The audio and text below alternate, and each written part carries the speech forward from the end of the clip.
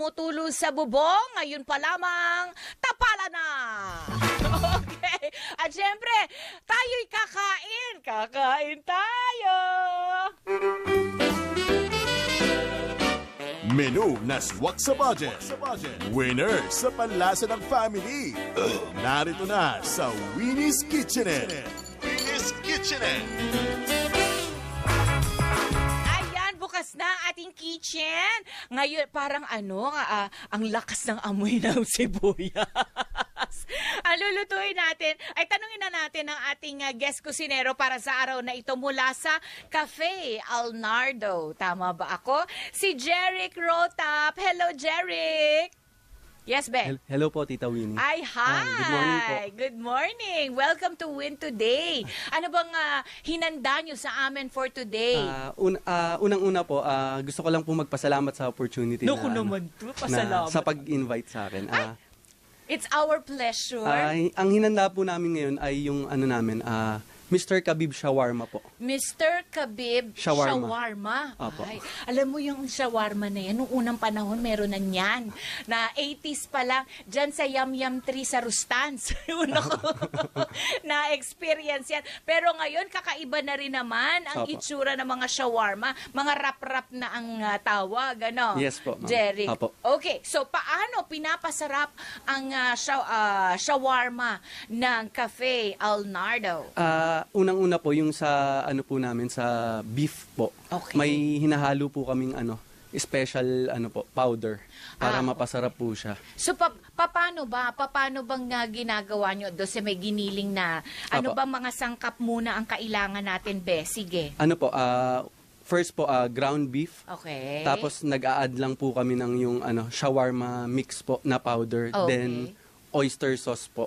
May oyster Apo. sauce. Tapos yun po, lang namin siya. Lulutuin lang po siya for 10 to 15 minutes hanggang po siya.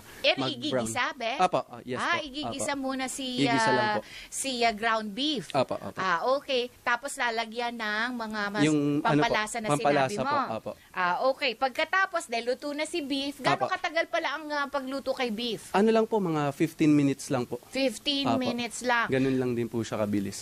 Okay. Oyster sauce? Ngayon lang ako nakarinig na may nilalagyan oyster po namin sauce siya ang ng oyster sauce. Talaga ba? Apo. Siya, sige. Kasi oyster sauce parang Chinese, tapos Apo. hindi naman to Indian. Siya, sige. Kakaibang lasa. Ayan na. Ready na. Paano natin i-assemble? Yun lang po, ilagay lang po natin, Ayan. ilalagay lang naman po yung Sandali. Ay, pengi nga akong kutsara tinidor para ma-demo nito si Jeric kung Apo. paano ilalagay. Yan, sige. Diyan ka lang, Jeric. Okay lang po. Do not move. Kasi may mga dalang mga sangkap itong si Jeric mula sa kanilang restaurant. Mga pakipunta nga dito kayo kay Jeric para tawag dito. Yan. I-demo niya kung paano i-assemble. Yan. Ilapit mo na lang doon, Be, sa kanya para hindi na siya aalis dyan. Ayan. Makikita niyo po ang aming ang aming mga girls dito sa Win Today, si Sheila Tubalinal. Ayan, ipi ko yan. Tapos itong babaeng ito, sino ba yan?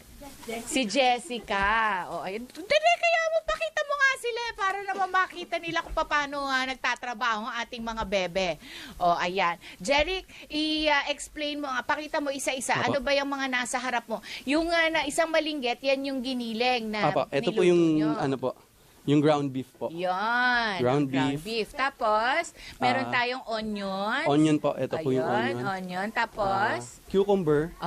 naku, pepino. Tapos, ito pong tomato. Tomato. Shawarma Tapos, wrap. Shawarma wrap. Apo. Meron yan sa grocery yan, Apo, meron po. So, Apo. pwedeng gawin talaga sa bahay. Actually po, pwede naman po siyang gawin. Kaya lang po, yung sa time po kasi, may supplier na lang po kaming Ay, ganyan. may nagsusupply Hindi yung na lang po siya. kami lang ba? Po, may nabibili naman po. Meron. Apo, meron Okay, po. sige. Tapos, Tapos, ito po, for kukuha ka example po, ng kukuha po ako wrap. ng shawarma wrap. Then, maglalagay lang po ako ng etong yung Apo. ground beef. Ang sukat po nito, mga 1/8 po. Ay, mga 1/4 po pala. 1/4 cup. Apo, 1/4 Okay, cup po. Sige. Then, Ayan. pagkalagay po, Tapos, lalagyan Lagay na. lang po ng onion. Yun ang onion. 1 tong po ng onion. Oo. 1 tong ng Ng kamatis. kamatis. Tapos cucumber po. 1 tong din. Para refreshing. Apo, para... Yun. Merong Tapos, Tapos anong ito po, mga sauce natin? ito po yung garlic mayo namin. Okay. Tapos ito naman po yung cheese sauce Ay, na may ganun. special po na ginawa namin. Kayo Sariling timpla po namin talaga. talaga. Talaga naman. Apo. Lalagay na yan sa babaw. Apa. Tapos Yun. ito po, bali 1 tablespoon po. 1 tablespoon ng garlic mayo. Hindi mo isi-share pa paano nyo ginagawa ang garlic mayo? Special ano po kasi ito, ma'am. Special secret sauce Secret po. nila yan. Opo. Hindi pwede sabihin. Bali mga 2 tablespoon naman po. Oo, sige. Tapos, Ito pong ay ang cheese, Cheese na naman po. sarili din nilang recipe. Yun, Parang nanginginig-ginig ka, Jerry. Apo. Na-tense po ako, nakita ko po kayo sa personal. Lokoy mo, lelo mo pa nun. Tapos ito po. Tapos yan na, ready na. Ready na po Ibaba siya. mo dyan sa plato, be, Ito po. para makita nila. Ayan po. Yun, no? Yan na ang Mr. Khabib. Shawarma. Sino ba si Mr. Khabib? Mahilig po kasi ako sa ma'am, sa mixed martial arts. Sa sikat po siya na fighter. So yung business ko po kasi ang ginagawa ko, yung mga food ko po, nininame ko po siya sa mga sikat na ano po. For example, mga fighter. Yung ang team ko po kasi ng business ko, mixed martial arts po. Talaga? Parang yung hilig ko sa mixed martial arts, in-apply ko po sa business. Aba naman, ako Apo. rich in protein na kinakailangan ng mga, fighters. UFC fighters. Apo, tama po. Naku, nakakaloka manood dyan. Talaga duguan, lumalabas. Ikaw ba, lumalaban ka? Hindi po, sports ko lang. Ano lang po siya, hobby lang po. Ay, ano lang, anong tawag dito? Spectator Apo, ka. apo, apo. Naku, sino bang favorite mong tawag dito? UFC fighter po. UFC fighter. Before po maging si Conor McGregor po yung Conor idol ko. McGregor, okay. Pero before po kasi, boxing fanatic ako. Manny Pacquiao talaga. Ay, Since ano po? The Pacman. Since 10 years old po ako. Talaga Apo. naman. Grabe. Tapos nag-ano lang po, shift lang ako sa sa UFC. Ay, very siya. Sige. Kanya-kanyang tipo yan. Apo. Ano? Gusto mo talaga balyahan. Kasi walang mga gloves dun eh. Meron Apo. lang mga parang, ano nga tawag mo dun? Yung Yung ano lang po, actually may gloves po siya, kaya lang pero manipis lang. 4 ounce lang po na gloves. Oo. Tapos lahat ng parte ng katawan pwede. Apo. Pati sama-sama na yung kick. Apo. Tapos, Knee. knee. Pwedeng Pwedeng i-clip. siko, apo. Oo, diba? I-clinch, pwede pong i-ano. Nakakaloka. Alam ko kasi nanonood dati yung asawa ko niyan. Apo. Okay, very good. Saan ba makikita si Cafe Alnardo?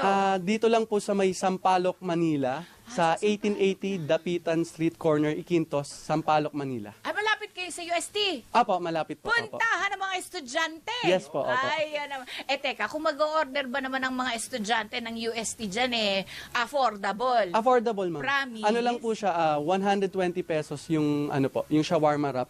Yung shawarma rice naman po, 150. Pwede palang iulam, Apo. pwedeng wrap. Apo. Parang sandwich. Apo, tama Ayan, po. very good. Sige, mag-invite ka, Apo. be, sa atin. Sa mga taga Sampaloc po, Manila po dyan, punta po kayo sa Cafe Alnardo. Bukas po kami from 1 p.m. to 3 a.m. ng madaling araw. Ayan. Thank you so Thank much, you, ma'am. Jeric. Sino ba itong kasama mo nag-video na ito? Si Paul po, Hi, Paul! ang aking friend. Marketing Marketing manager. manager. Promote mo yung ating promo sa May promo daw? Apo. Ano promo? Sige, Sige. Jerry. Ano pangalan mo ulit? Si Paul po, Paul Sige, Gumaro. Paul. Ikaw, Paul. Ano bang ano mo? Ano bang promo ninyo, Paul? ang promo po namin is, meron po kaming promo for LGBTQ.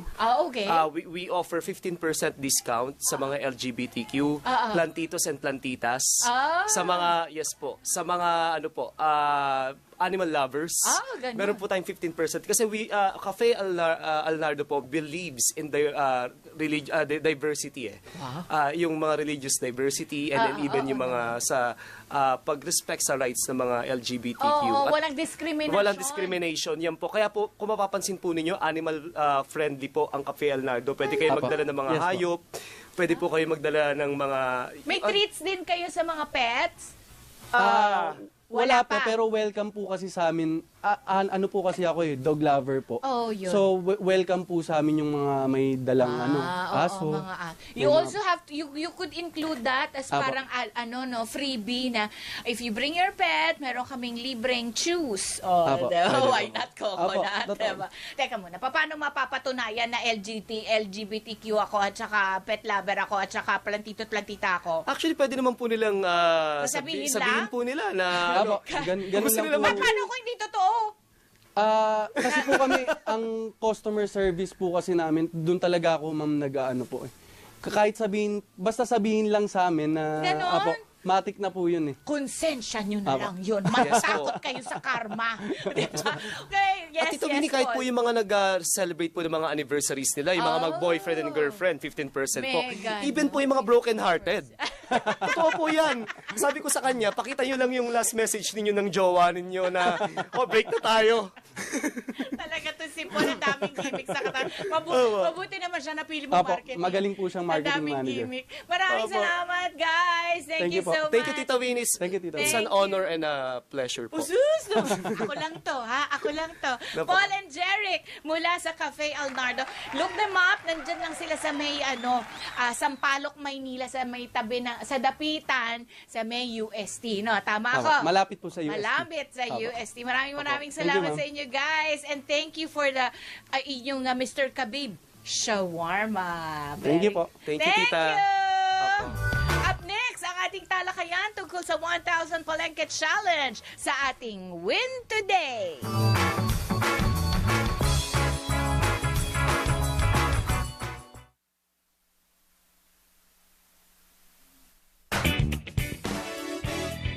Bukas ang aming tenga para sa inyong lahat